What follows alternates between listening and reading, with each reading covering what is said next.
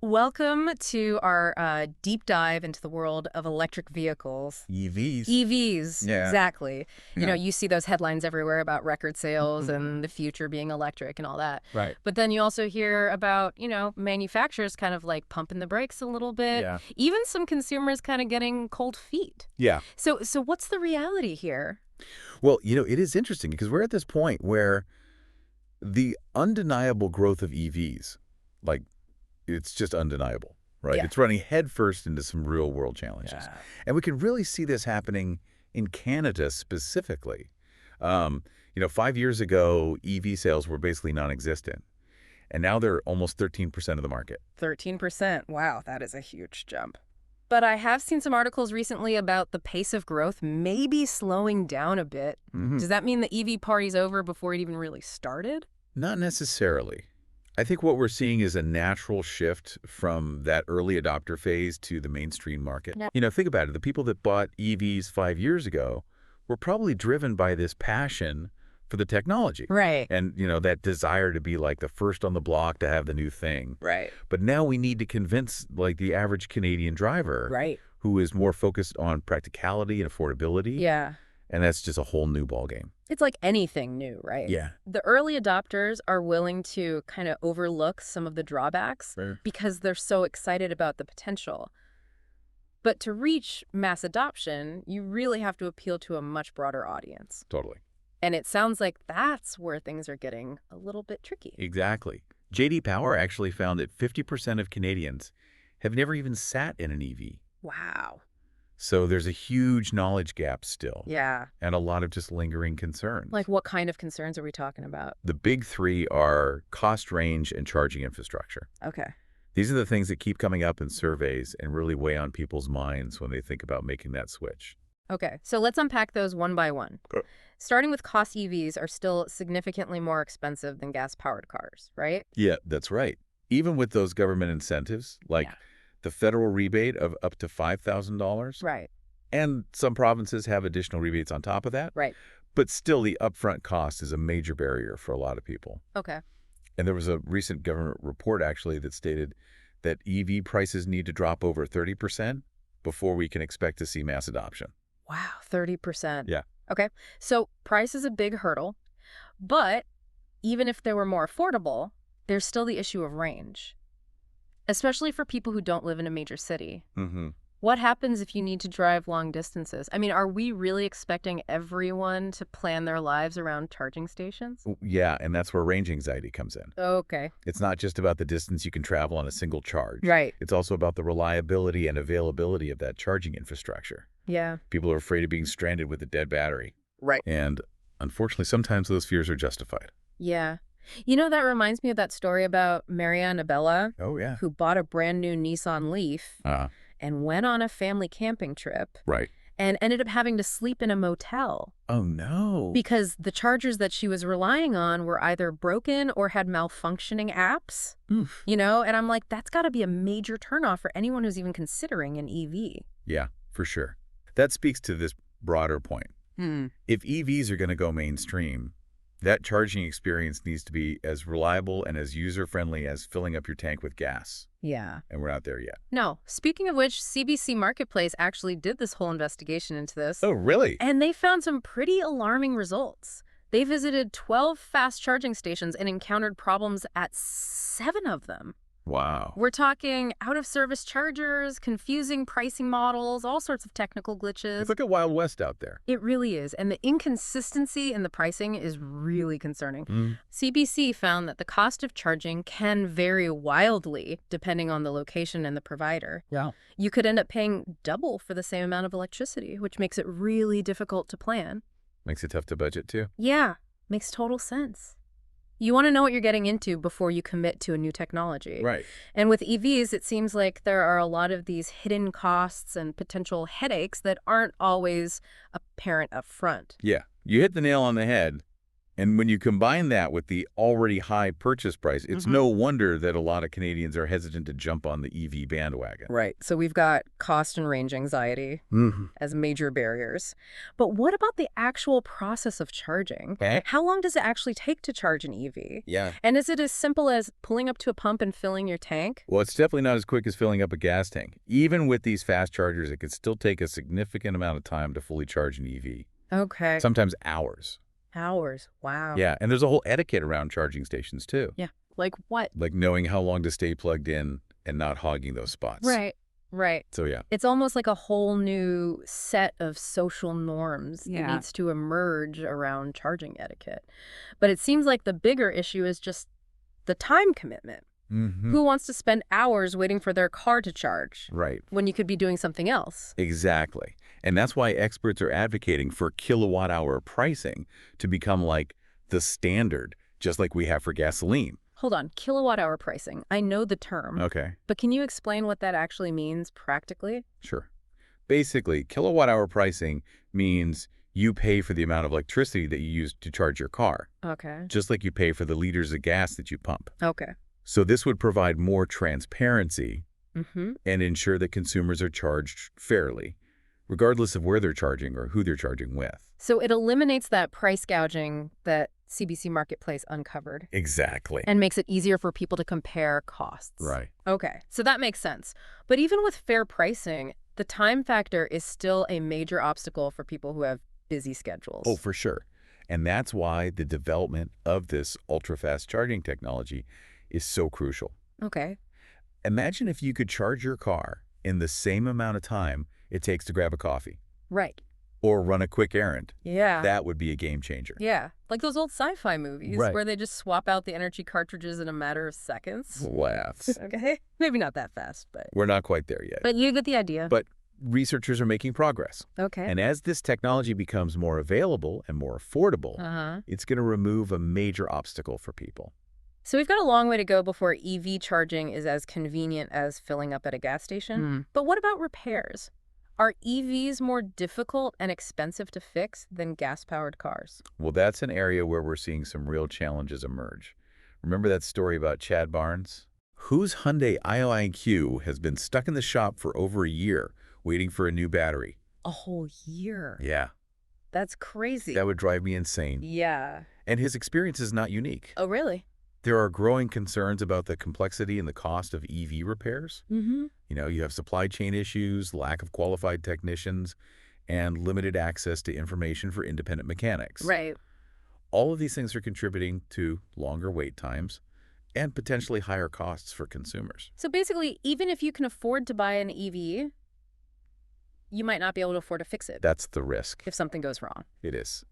And it highlights how important it is to have a robust support system in place for EV owners.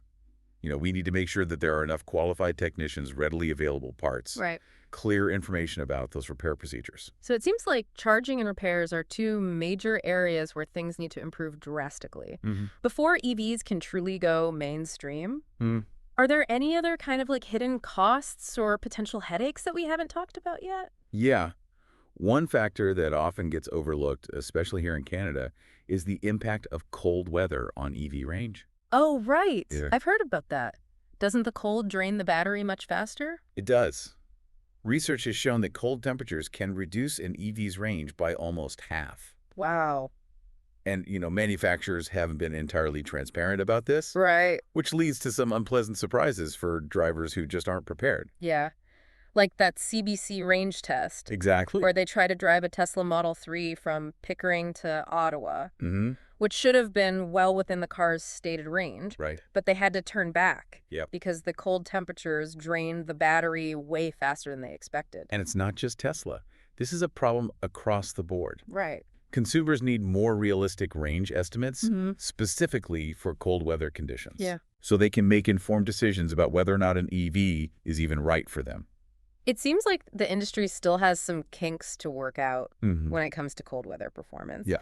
But overall, it sounds like there are some legitimate concerns about the cost, Yeah. the range, the charging infrastructure, and the repairability of EVs. Huh? These are real issues that need to be addressed if we actually want to see widespread adoption. Absolutely. Yeah. And it's important to remember that we're still in the very early stages of this transition. Okay. There are going to be bumps in the road. Right. But the good news is that these challenges are being recognized. Okay. And there are people working hard to find solutions. So it's not all doom and gloom. Not at all. Yeah. There's a lot of innovation happening in the EV space, and I'm confident that a lot of these hurdles will be overcome in the coming years. Okay. But it's going to require a collaborative effort from governments, manufacturers, and consumers. So we got the consumers and their concerns and the need for improvements in the charging infrastructure Right. and the repair networks. Mm-hmm. But what about the role of the government in all of this? Okay. Are they doing enough to promote EV adoption and address these challenges? The Canadian government has set this ambitious goal of having 100% of new car and truck sales be zero emission by 2035. Wow, 2035. Yeah. That's just around the corner. It is. And they're using this two-pronged approach to try and achieve this goal. Okay. So first, they're mandating that manufacturers increase their EV production Okay. to ensure that there are enough vehicles available to meet the demand. Right. And second, they're offering financial incentives to consumers, like those rebates we talked about earlier, to make EVs more affordable. So they're pushing from both ends, trying to create both supply and demand. Exactly. But is it working? It's a work in progress. Okay. The incentives have definitely helped to boost sales, but there's still a long way to go. Yeah. And some critics argue that the government's targets are unrealistic, Okay. given the current state of the charging infrastructure and the high cost of EVs. They have a point. It seems like a bit of a chicken and egg situation. Yeah. People are hesitant to buy EVs because of the lack of charging infrastructure. Right. But the infrastructure won't be built until there's enough demand. Exactly. It's a complex issue, and there's no easy solution. No. But I do think the government's commitment to this transition is a really positive sign. Okay. And as we move forward, it'll be interesting to see how their policies evolve and adapt to the challenges and the opportunities that arise. Okay. So we've got the government pushing for EV adoption. Right. But manufacturers are also facing their own set of challenges. They initially seemed all in on going fully electric. Yeah. But now we're hearing about them scaling back production goals and even increasing their investments in hybrids. Yeah. What's going on there? It's all about responding to the realities of the market. Okay. Back in 2021, there was a lot of hype around EVs. Right. And a lot of manufacturers made these bold pronouncements about ditching gas-powered vehicles entirely. Yeah. But they're realizing now that the transition is going to take a lot longer than they initially anticipated. Okay. And they need to adapt their strategies. So they got a little bit ahead of themselves. You could say that they underestimated the challenges of scaling up production, developing a reliable supply chain for batteries, Right. and convincing consumers to actually embrace EVs. Makes sense. Yeah. It's easy to get caught up in the excitement of a new technology, Yeah. but then reality sets in and you have to adjust. Exactly. And that's what we're seeing now. Companies like GM have scaled back their initial EV production goals, while others like Ford are increasing their investments in plug-in hybrids. Plug-in hybrids, those are the cars that can run on both electricity and gas, right? They offer a kind of bridge between those traditional gas-powered cars Right. and fully electric vehicles. Okay. And for a lot of consumers, they represent this more palatable stepping stone, allowing them to experience some of the benefits of electric driving without that range anxiety that's associated with a fully electric car. So it's like dipping your toes in the water before you dive in head first. That's a good analogy. Yeah. And the fact that even companies like Volvo, Right. which is known for its commitment to sustainability, Yeah. are pushing back their all-electric targets Mm-hmm. and investing more in hybrids. Mm-hmm. It tells you that they're listening to consumer concerns Yeah. and adapting to the market. It's fascinating to see how this is all playing out. It's like this giant chess game Yeah. with so many different players and moving pieces. Right. We've got consumers grappling with range anxiety and charging woes. We've got manufacturers adjusting their strategies and the government trying to steer everyone towards this greener future. Right. It's a lot to keep track of. It is. And there's one more piece of the puzzle that we haven't talked about yet. Okay. The geopolitical implications of this whole EV revolution. Oh, right. The global scramble for battery minerals. Exactly. I'm sure that's going to add another layer of complexity to this whole thing. Because while EVs themselves may be emission-free, the production of those batteries Right. requires this whole host of minerals that are not exactly evenly distributed around the world. So we're talking about a new kind of resource race, right? You got it. And we'll dive deeper into that in the next part of our deep dive. Yeah. You're right. We are talking about this resource race of sorts. But instead of oil, it's these battery minerals. Yeah. Everyone's after lithium, cobalt, nickel, manganese, all this stuff that makes these EVs go. Right. And the interesting thing is these minerals aren't found just anywhere. So who are the big players in this battery mineral game, Yeah. and how does all of this impact, someone like me who's just considering buying an EV? Good questions. Well, China is definitely a dominant force right now. Okay. They've been strategically investing in securing access to these minerals for years now, particularly in Africa and South America. And they also built this massive battery manufacturing industry. So they're kind of controlling the game on both ends, Wow. from the mines to the factories. So they're way ahead of the curve then. What about other countries? Is anyone even trying to catch up? Oh, absolutely. The United States, for example, is waking up to the strategic importance of these minerals Okay. and is pushing for more domestic production. Okay. They're also offering big incentives to companies to encourage them to build battery factories in the U.S. So it's like a new kind of arms race, but with batteries instead of weapons. In a way, yes. It's a race for technological dominance. And whoever controls that EV supply chain is going to have a huge advantage. Okay. That makes sense.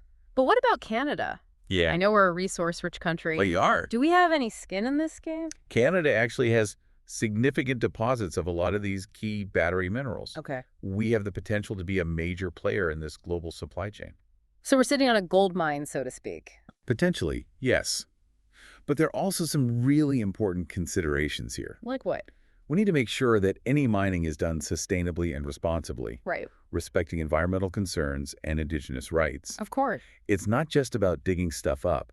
It's about doing it the right way. Yeah. We don't want to repeat the mistakes of the past. Exactly. Especially when it comes to the environment and respecting indigenous communities. So let's say Canada does become this major supplier of these battery minerals. Okay. How would that actually affect someone who's thinking about buying an EV?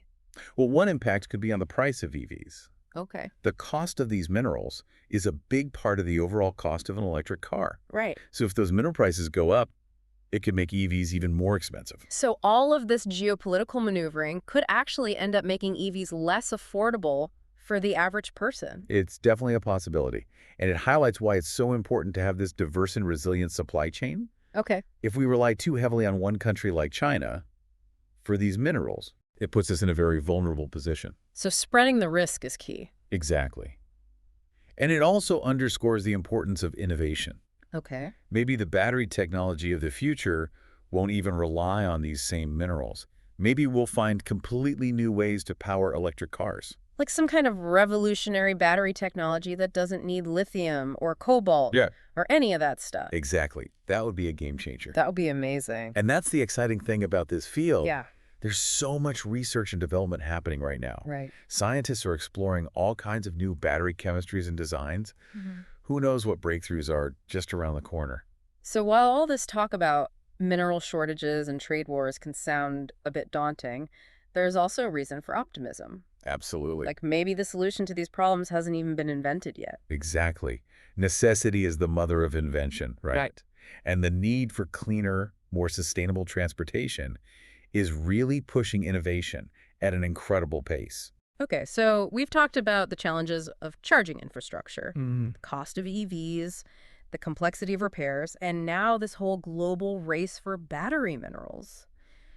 It seems like there are a lot of obstacles in the way of widespread EV adoption. Yeah. Is this all just too much to overcome? Are we putting the cart before the horse here? I wouldn't say that. Look, any major technological shift is going to have its challenges. Right. Think about the early days of the automobile or the internet, or even the smartphone. Yeah. There were always doubters, always naysayers who said it wouldn't work, that it was too expensive, too complicated, too disruptive. Right. But we found ways to overcome those challenges, and these Exactly. technologies ended up transforming our world. So you're saying we should view this as more of a transition period? A time of growing pains? Exactly. It's like when you're building a new house. There's going to be mess and noise and delays. Right.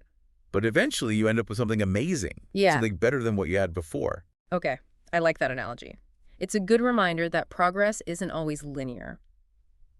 But even if we manage to overcome all of these technical and geopolitical hurdles, Mm-hmm. there's still the question of consumer behavior. Right. How do we convince people to actually make the switch? Yeah. Are we asking too much of them? That's a key question. Yeah. And it's not just about convincing them that EVs are a good idea. Right. It's about making them a practical and appealing choice. Okay. It's about addressing those range anxieties, Mm-hmm. making charging convenient and affordable, Uh-huh. and ensuring that EVs fit seamlessly into their lives. So it's about meeting people where they are, Mm-hmm. understanding their needs and concerns, and offering solutions that actually work for them. Exactly. It can't just be about pushing a technology on people and expecting them to adapt. Right. It's about making EVs the obvious choice, Yeah. not just the virtuous one. And that's going to take time. It's a process. It's not like flipping a switch. And it's going to require a lot of education, a lot of innovation, and a lot of collaboration. Okay, so we've talked about the challenges, but what about the potential benefits? Okay. What's the upside of all of this? Yeah. Why are we even bothering with this EV revolution in the first place? Well, there are a lot of reasons to be optimistic about the future of EVs. Okay. On an individual level, EVs can save you money on fuel and maintenance. They offer a quieter and smoother driving experience. And they can even enhance your home energy management with things like vehicle-to-grid technology.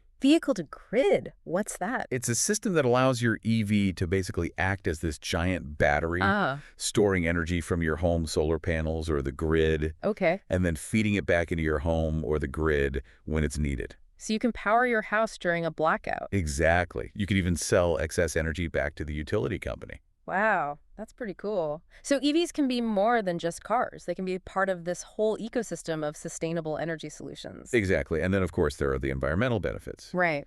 EVs produce zero tailpipe emissions, which means cleaner air and a healthier planet.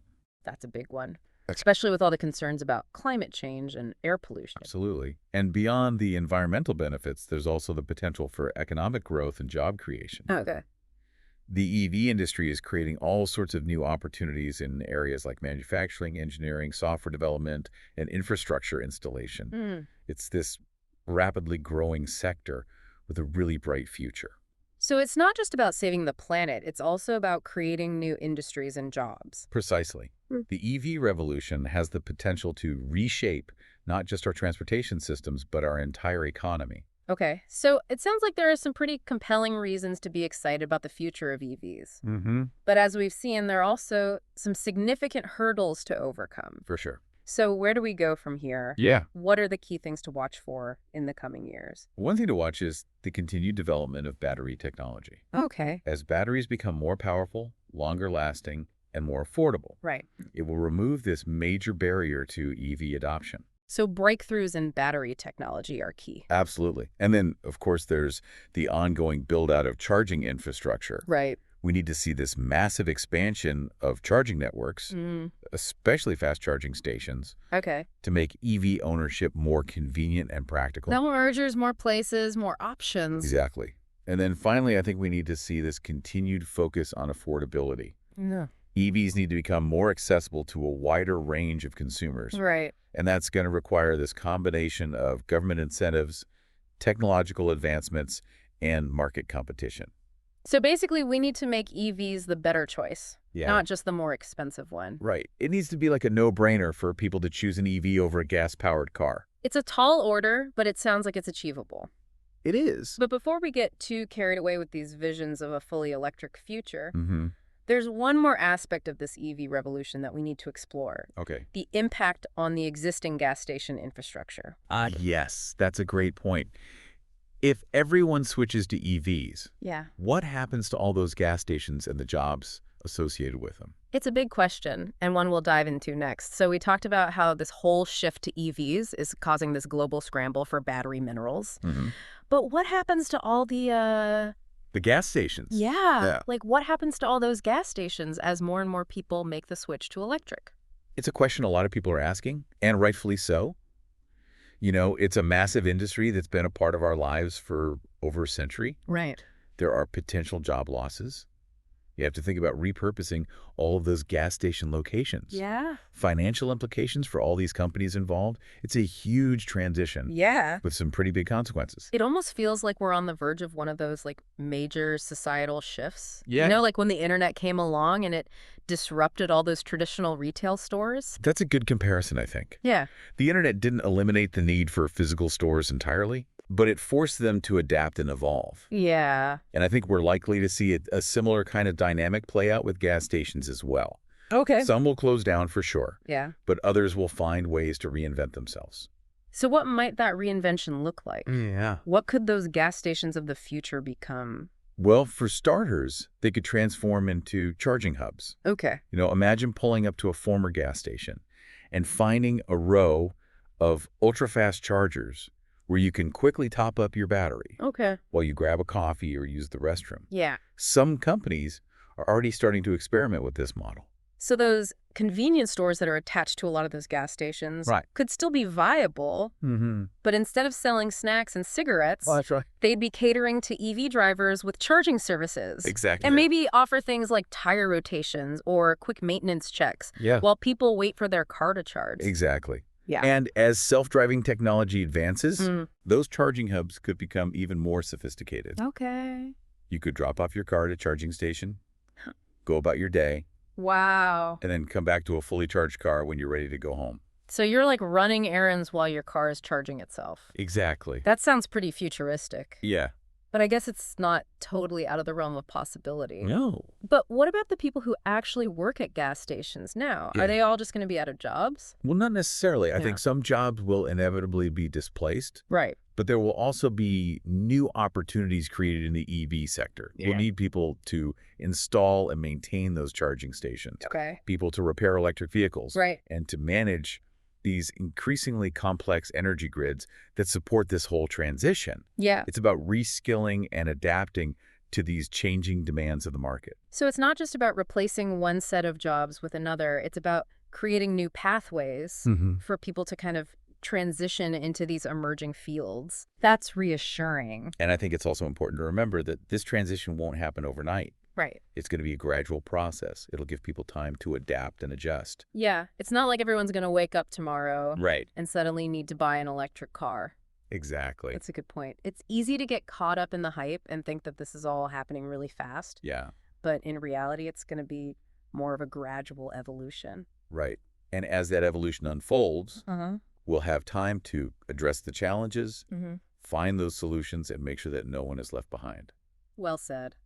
It seems like we've covered a lot of ground in this deep dive into the world of electric vehicles. Yeah, we have. We've explored the challenges, the opportunities, the geopolitical implications, even the potential impact on just our everyday lives. Yeah. What are your final thoughts on all of this? I think the key takeaway here is that this is a really transformative moment in history. The shift to electric vehicles Yeah. is going to reshape our world in some pretty profound ways. Mm. And while there will be bumps along the way, Right. the potential benefits are just too significant to ignore. Cleaner air, Yeah. reduced dependence on those fossil fuels, technological innovation, economic growth. These are all really compelling reasons to embrace this transition. Yeah. Work together to create this more sustainable and prosperous future. I agree. It's a really exciting time to be alive, and I, for one, am eager to see how this all unfolds. Me too. Thanks for guiding us through this complex and fascinating topic. I think you've given us a lot to think about. My pleasure. Hmm. And remember, the future is in our hands. The choices we make today are going to shape the world of tomorrow. So stay informed, stay engaged, and let's work together to make this transition a success. And that concludes our deep dive into the world of electric vehicles. We hope you found this exploration insightful and thought-provoking. Until next time, keep those wheels turning, keep those minds engaged, and let's keep pushing for a brighter, more sustainable future.